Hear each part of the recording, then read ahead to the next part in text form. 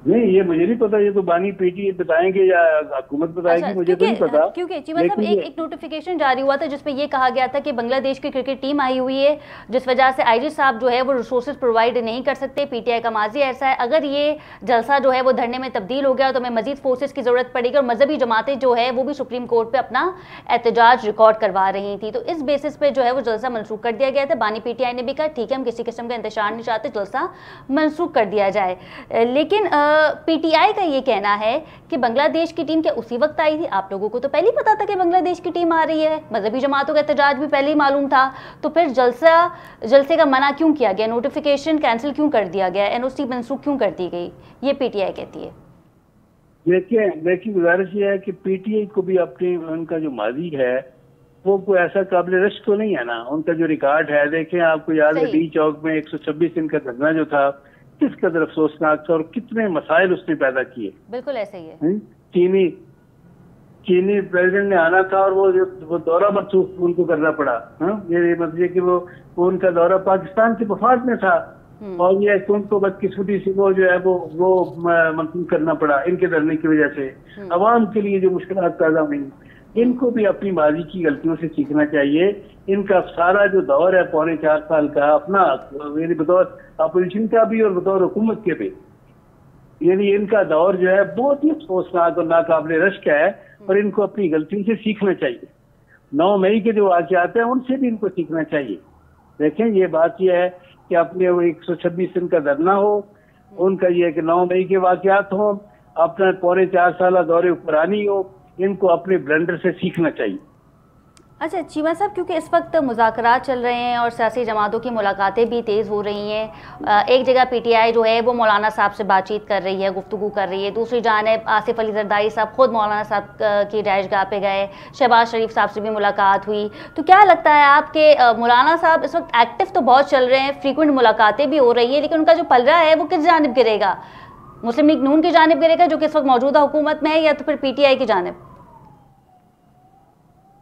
देखिए, मेरा अपना अंदाजा ये है कि मौलाना की अपनी ख्वाहिश और कोशिश होगी कि वो जो मौजूदा गवर्नमेंट है इसके साथ ही तावन करें, क्योंकि दूसरे के साथ तो देखिए उनका वो जो है उनका मुकाबला ही केपी में पीटीआई के साथ है।